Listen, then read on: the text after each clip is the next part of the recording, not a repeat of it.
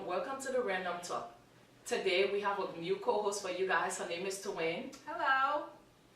Today we are going to be discussing a very exciting topic. Before we start, I think you remember her love on sincerelylove.com. Hey. We're going to be discussing, do you think people are the product of their environment? Or do you think where they live affect the way their upbringing? I think it's 50-50. Some people are influenced a lot by their environment, and some people have little or no impact. I think that you have to have a strong mind as a person for you not to be impacted by your environment. I think culture plays a big role. If you come from a good family that have a good head on their shoulders, they could tell you, listen, we just came to this country to send you to school. This is not because we can't afford the best environment or we can't live in a better place means this is the end of your life. You know, we came here for you to go to school, for you to go to college, for you to be able to afford somewhere better for you to stay. So, the environment really don't affect you. For example, me, I grew up in Park Hill, live in Park Hill, but I always had a mindset that I know where I'm from. For people Park Hill is the hood, honey. Like, it gets real. The hood for the Africans. The majority of Africans, I feel like they just dump us there, basically. Yeah, when they bring us from Africa. They just bring us from Africa, and then people look at you, oh, those Africans from Park Hill. But we're so much better than that. And then you have other people that give, Africans a bad name or where you live a bad name. Whereas they have really good educated people that grew up in Park Hill that are doing great things with their life and going places. So it depends who you are as a person, I believe. I think so. I'm on the fence of that because I said it's an individual thing. The family have a huge role to play. And at the same time, I know when I was in college, there's this theory called social learning theory. People learn as they grow up. Like, nobody was born as a gangbanger. It was a learned behavior. So, most of the time, it's the individual, and majority of the time, society plays a huge role in the outcome of the person's life. But at the end of the day, you just got to take responsibility for you and do what's best for you. Because you gotta want more for yourself. I know out here is bad. I live in the hood. I came from Trenton, New Jersey. It's the hood. I went to a high school that people get killed all the time. Detectors in high school. Yes. Our high school was. They pack you down like the airport. Did they pack us down in Curtis? No, they didn't have metal detectors. Trenton High. We had metal detectors. It was bad. People was starving people in school. Yeah, but I see so much people around me that they don't see the vision of going somewhere. Yeah. And to be honest, I think the environment play a huge role in that. I think I agree with a little bit of both of what you guys said. But I think that sometimes as a person, when you make up your mind, you want to be a certain way, you just, because I know a girl that grew up with a really great mom. Her mom sent her to school. Her mom was so hard on her. And this little girl just didn't want to do right. She followed friends. She just went down the wrong path. I think some kids are just destined to be, I want to say destined, but they just have that innate thing in them. They just want to be an outlaw. They're just rebellious, and you say A, they say B, just because. But at the end of the day, when they reach like 30, 45, they realize that their parents wasn't trying to hurt them. They were just trying to teach you and lead you to the right path. So I think as a person, and now that I have a daughter, I tell her all the time, like, I think you need to tell your kid, you're beautiful, you're destined for so much more. I tell my daughter, although I'm a nurse, you're not going to be a nurse. You have to be better than me. You have to be better than your doctor. You're going to be a doctor. You have to be just so much more, because I know my family, they didn't send me to this country for me to be just useless. I mean, well, you know what, we can say all we want, but at the same time, we never been. Now, first I used to judge them, be like, oh, they just want to be useless, or they just want to be a crackhead, or they just want to not want better for themselves. But now, looking at it from a different perspective, some people just didn't have somebody to push them to make it to the next level. Some of them just need Jesus. Like, really, because hallelujah. I have family, you know what I'm talking about. I'm not going to need me, but I think they just need a real good psychological evaluation. Sometimes they do. I have that discussion with people. And they really do need God, because you look at the ones that smoke the weed. Look at our brothers from Africa, how they're turning up on Park Hill. Seriously, I think they just need to remove them from that environment, take them to the church, really pray for them, get them some a psychiatrist. You know what it is also, I think some people are just like, they're so weak that they're just so quick to get influenced by other people. So easily.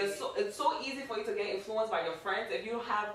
Because me and Faith, our other friend, was having a conversation the other day, because she said your friends are your environment. Yeah, and I think that was a great point. Yeah. Because growing up, all of us wanted to go to school. All of us wanted to do something good. Like if one person decided they wanted to be useless, like we would look at them like, you ain't hanging with us. We cut you out. Exactly. But it took only few people can actually lift each other up. Yes. Yeah. That's why you have to surround This is just a yourself little with positive scenario. people. For instance, if I was living with my mom, and my mom, she been on drugs in and out of my life. No. My dad been on drugs in and it's just a scenario.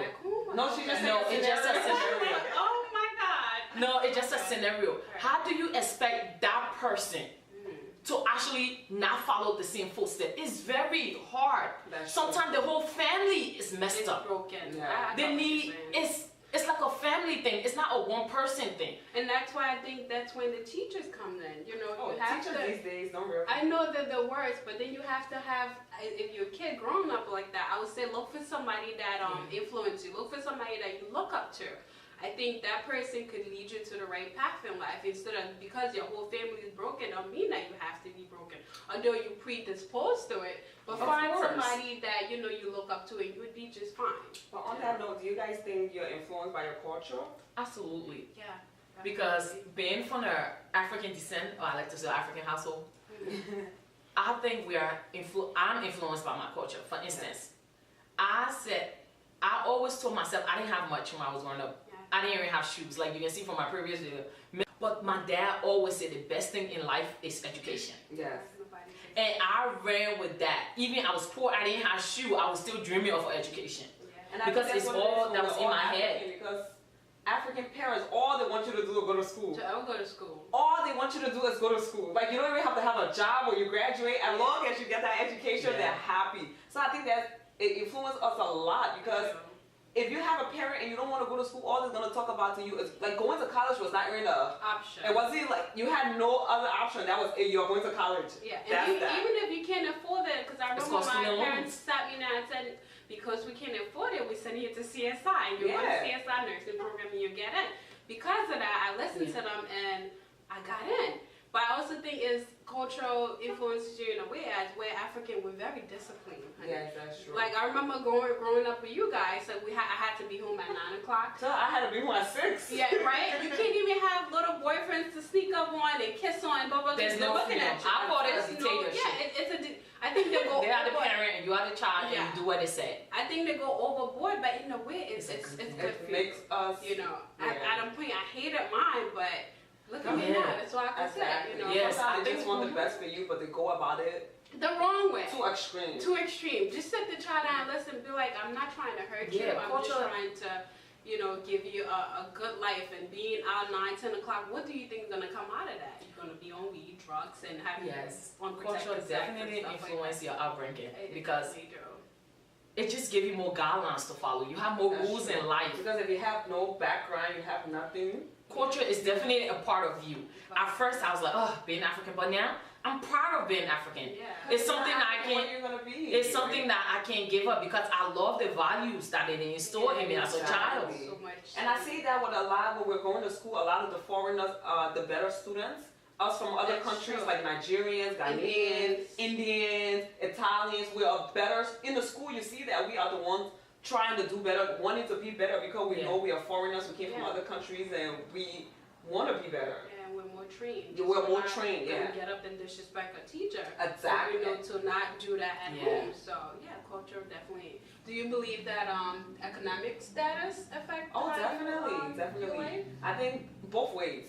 Because sometimes, like, if I grew up poor and I see a rich kid doing this, doing that, that will influence me to want to be better. I'll be like, damn, I have to do this, I have to do that. I want to be like that girl. I want to, you know what I mean? Definitely. But then some people will be like, oh, she have more opportunities, she's this, she's that. Then they start feeling sorry for themselves. Then they don't do anything because they sit back and they blame everything. Oh, well, my mom didn't have this. Well, my dad didn't have this. Then they kind of just sit back and feel sorry for themselves all their life instead of actually getting up and do something.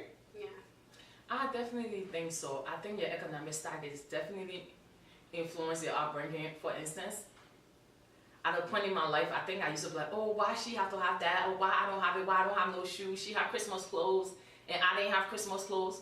But as I grew older, I realized all those things are just material things. Exactly. It's not that important, but do it help? Yes. because I would love to have the best money, go to the best colleges. They have to worry about student loan. But then that make you want to work so your kids can have that. Like everything I didn't have, I want my kids to have. Yeah, but you can't help but want that at a point in your life. That's what I'm saying. It makes you want to be better. Things. It makes you want to be better, though. Yeah. Absolutely. But certain people would take that as because my mother's on food stamp, because we live on Section 8, so this is my life. That's exactly. it. This is how I'm gonna grow up. They don't see beyond that. So, whereas a rich person or a rich kid will go to the best of schools, will have the best of social networks and stuff, whereas a poverty-struck kid don't have really much to dream about. Yeah. So some of them would just think, you know, this is my norm and that's how life is. To accept your and I see a lot of that. I see a lot of that because I know, like, people, my mother grew up here, this was her house. I grew up here, and then my kids grew up here. I'm gonna have my kids here. I'm not gonna go nowhere. Like, who's gonna, when is change gonna start? Who's gonna be the one to say, okay, my mom did this, my dad did it, I don't want to do this. I want my kids to have better than what I have. So what's the message here? I think the message is stop finding excuses for your life. Exactly. Stop feeling sorry for yourself. Yes, stop finding excuses for your life. Take me. If I can come for no shoes and I'm wearing shoes, I'm trying. Because I always said I want the best for myself. You have to want good for yourself in this life. Your parents can do all they can do, but at the end of the day, it's your life. When your parents is dead and gone, you have to live your life. So you got to be the best person that you can be. True. I believe that you just have to believe in yourself. I believe that you have to be a strong individual, have a good parent relationship, or find somebody that, you know, that's, if it's a teacher or a counselor, find somebody that could teach you the good ropes in life, you know. Stick to education. Education would never fail you. I mean,